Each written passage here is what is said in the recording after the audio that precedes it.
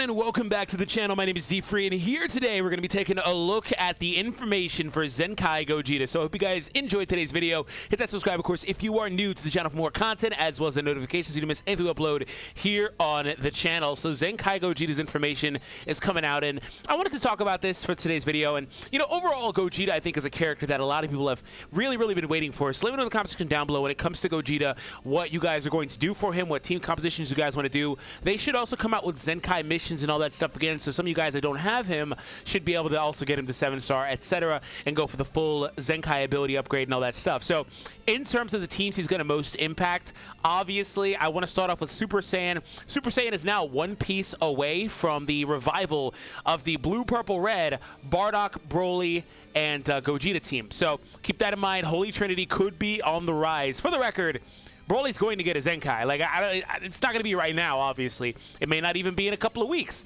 but he's going to get one eventually. So if you want to have the foresight and try to build that team in advance, you can definitely do that. Now, again, there could be numerous of these other characters that get one in advance. Before that, maybe Super Vegeta gets a Zenkai sometime soon, since we're apparently Zenkaiing all the Fusion Warrior characters. Not really, but you get my point.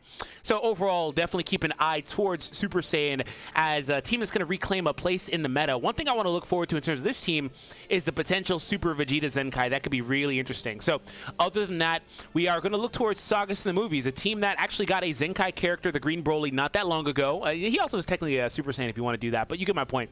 Sagas in the movies, I think, is a team that's going to get a ton of buffs throughout this course of this month, and I think that this is starting now, right, with Super Gogeta Zenkai. Last but not least, obviously Fusions, and like I said, Fusions got Green Gotenks. I don't really think he's worth too much mention, but whatever. There's other characters here that could potentially get Zenkais as well, but will Super Gogeta's Zenkai vault this team back towards being a meta team overall, right? So let's see how that works out, but I think that this team might be one or two pieces away, which could happen sooner than later. So anyways, let's see what happens here. Last thing I want to mention before we jump into the details for Super Gogeta is if you pulled this Vegeta, right? This Vegeta, I think, is going to have a lot of value going forward with that Z ability. Sagas in the movies characters get double defense, or Saiyan characters. But if you're Sagas in the movies and Saiyan-based character, you get another strike attack increase. So if you're a Sagas in the movies Saiyan like Broly, or Gogeta, or Goku, or Vegeta, obviously, you're going to get an additional increase. And I think this is going to become pretty much mandatory bench on movies going forward, because it looks like movies may be shifting towards being more of a Saiyan-based team overall, whether it's fusions or not, right? So let's go ahead and start off with the information for Super Gogeta here. And if you guys are enjoying, and if you guys are going to enjoy the video, be sure to subscribe and stick around for some more content. Today's video like goal is 2,000. Here we go. Okay, so here we go. We're going to start things off with the Gogeta Zenkai. That being said, though, here's how he's looking here. So they have missions and stuff like that that's popping up. I want to just kind of point out that there's some stuff content-wise that is coming to the game. You guys are going to want to stay tuned for, obviously, when the maintenance is done, the information is officially live in the game. So let's see what he does here. Post-Zenkai, they added in, for the main ability, the ability to restore ki. I didn't think they were going to do this, because he was kind of built similarly to Blue Bardock in that he gets ki on the ult, but this is best case scenario. I really didn't think they would do this. They added general damage buff, which was expected. Okay, so this is an incredible main ability. It's pretty short, sweet, straight to the point, but very good. Health restoration, ki restoration, damage buff as well for 30 counts.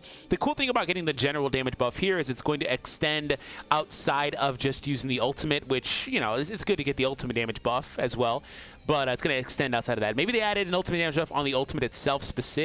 They did. Okay, we're going to get to that in a minute. So that's an incredible combo. He's picking up 80%, you know, damage. That's really good. All right, so here's how he looks here. Oh, okay. So applies the falling effects itself upon landing a strike or blast. Plus 20% to strike damage and plus 20% to blast damage and -2 to his card cost. God dang. They went all out with this one. This one is very short and sweet too. But you got to think about it. Combo potential goes up. This is why this is only for 5 counts. Combo potential goes up. Every strike or blast he does buffs both of their arts power, which should be really good for complex damage as well. Like, this is really a pretty nuts main ability, or unique ability, excuse me, when you really think about it. And just the overall damage he's going to output, especially post-main, is going to be pretty interesting for that 30-count period, just based on what we've seen so far. So applies the following effects itself per defeated battle member, plus 20%. Okay, so it's the same, but they added non-cancellation. That's to be expected. They added in ki recovery, which he didn't have unless he was paired with Pycon.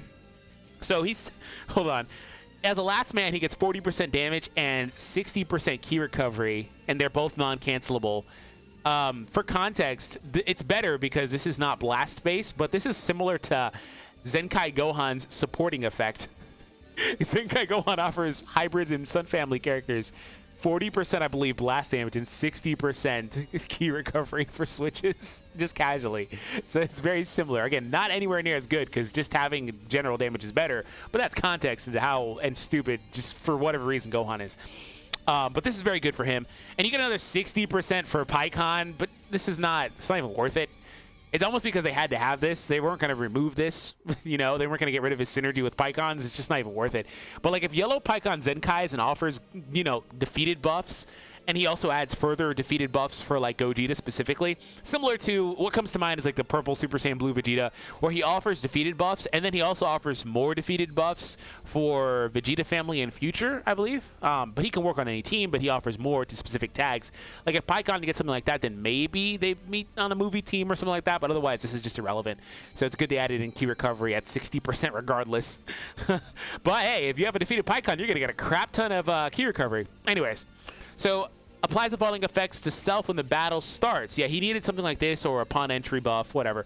Reduces damage received by 15%, can't be canceled. So he's always going to have a minus 15% damage received debuff. It's pretty good. Applies buff effects, nullify abnormal conditions 3 times. So he also has the ability to negate abnormal conditions 3 times. Again, not really seeing the... I mean, he's got stacking damage, so I guess that makes sense. But I'm not really seeing him having the entry damage, the overall damage. He's going to need to get combos going or coming off a switch from Bardock, which is not a bad thing. It's not a bad thing at all. But yeah, I'm looking for something I'm not seeing. Here it is. Of course, it's tied to the last unique ability, the Zenkai 6 one. Okay. Applies the following effects to self when he enters the battlefield. He gets a key gain, a 50%. Okay, this is where he's broken. I've been waiting for the. I'm seeing like all this stuff. I'm like, he's really good. This is good stuff. But this is where's the thing that ties it all together? Here it is. 50% damage inflicted. Key restoration when he enters the battlefield, and he gets a +1 card draw speed for 15 counts. Anytime he enters the battlefield, he's going to have 15 for 15 counts, 1 more draw speed level. And he's going to have the key gain. He's going to have key recovery if he has defeated allies. He's going to get the card cost down. He's going to get the stacking damage between strikes and blasts. This dude is going to be a combo monster. Bardock. Okay, so let me go back to Super Saiyans, right? Bardock is going to allow this dude's damage to explode with the supporting effects he offers for damage-based stuff. But you can even take it a step further, and somebody that'd be a better point man for more casual or more, not casual, but more consistent combo potential would be somebody that can switch out and offer key or a card draw just naturally, like the purple Super Saiyan Blue Vegeta. You'd really see this dude kind of explode otherwise with damage. It'd be really interesting to see with the card, additional card, the key gain, stuff like that. Or like the blue Saiyan Saga Goku. His issue is he doesn't restore key on switch out, but nonetheless, those characters are going to pair super good with this dude. He's also going to have that 50% buff. The only downside is if you're going to be last man, you're not going to keep this draw speed, but that's overkill at that point, so I don't mind it. So here's the special move. Again, it is teachable to Shallot, plus 25% of special move damage as well now for 3 counts. Okay. And it still has a 20% chance to inflict feint. So this is probably, with Massive on it, this is probably the best move for Shallot nowadays. I mean, it was always like top 5 for sure. I referenced that Vegeta a couple times, but that blue Vegeta, the Future Saga one, not the old Resurrection F one, but I've referenced him several times in the video. He has one of the better ones for Shallot too.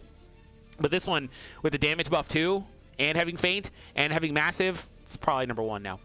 Okay, so let's see how they do. Oh, it combos into freaking everything now. Oh, great. I didn't think they'd actually go for that one. So when he uses his counter, he seals enemies' blasts upon activation. So even if you miss it, you're still going to seal their blasts. It's not on working or hit. It's just you're going to do it. It should work even if you miss it. Sealed cards can't be used for 5 counts.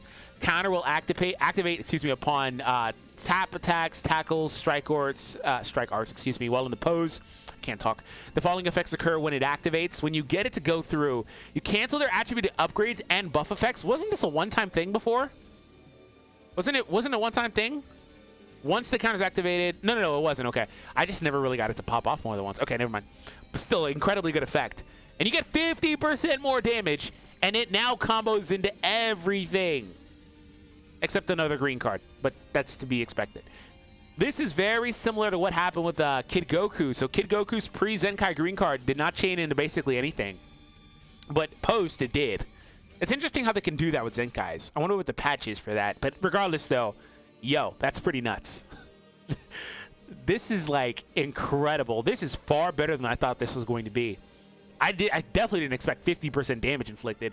There's virtually no downside of this card at all. Like this might be the best green card in the game at this point in terms of sheer usability, because tackle is so heavily spammed. Strike arts, you know, you're going to have to be really interesting to play around this dude. He even works on tap attacks. Like, if they've got, you know, quick reaction speed, it's going to be interesting to play around him.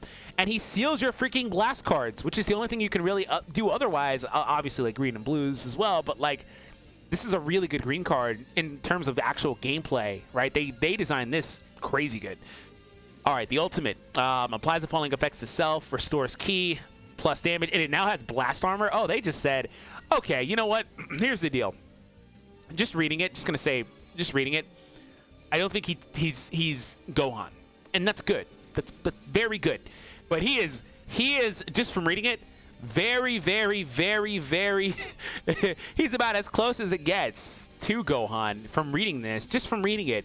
And then when you factor in again the early game prominence and dominance when paired with Bardock, Holy Trinity, these two as a duo, as a Super Saiyan core, is going to be disgusting. Like, it's going to be disgusting. It's going to be gross, right? And this dude also doubles as a last man standing type of character who can output well. That green card, like I mentioned, is probably one of the best, if not the best screen in the game. He has blast armor now in the ultimate, which is incredible for post-rush scenarios specifically. He's going to be a monster, man. He is. So the Zenkai characters, right? Unless it was Gohan, Android 18, SS3 Goku, I don't personally put Namek Goku in this consideration as well the same way, but I can understand if you did. If it wasn't those, like, you know, those characters, there was a clear shift in terms of like tiers. Like they were below otherwise. But this dude slots right in there. Like, he slots in competitively with what I consider to be the second and third best characters in 18 and SS3 Goku in the game, right? He slots in. It just, obviously, we need to see him in use. But just from reading him, he slots in there. And I hope I'm not overrating him. And for the few people that think I'm underrating him and think he's now the best character in the game, please don't try not to be as biased. And this is coming from a Gohan fan, so just keep that in mind. But I feel like I've been pretty fair in my assessment of units throughout my time covering units since the game's been out. I think I've been pretty fair with my not trying to let my biases, you know, get in the way. I just think when it comes specifically to Gohan, he sets the bar so high that I don't want to see other characters even as good as him, right? Because that's too much. And I think this freaking Gogeta might be too much. I'm just going to say, I think the Gogeta might be too much, especially, again, for the third, fifth, I don't know how many times, when you circle back here. I don't think Bardock is oppressive, but when you give him tools to work with on his team of characters that are as good as he is, if not better, I do think Gogeta is better than Bardock individually, then he becomes a problem, which is why Bardock's Zenkai was probably handled the way it was. They probably had the foresight with that, right? Not to make him too good, right? So yeah, Gogeta's going to be interesting, man. I'm actually really excited for this. Let me know what you guys think. Thank you all for tuning in. If you guys enjoyed, and I'll be seeing all of you in the next one.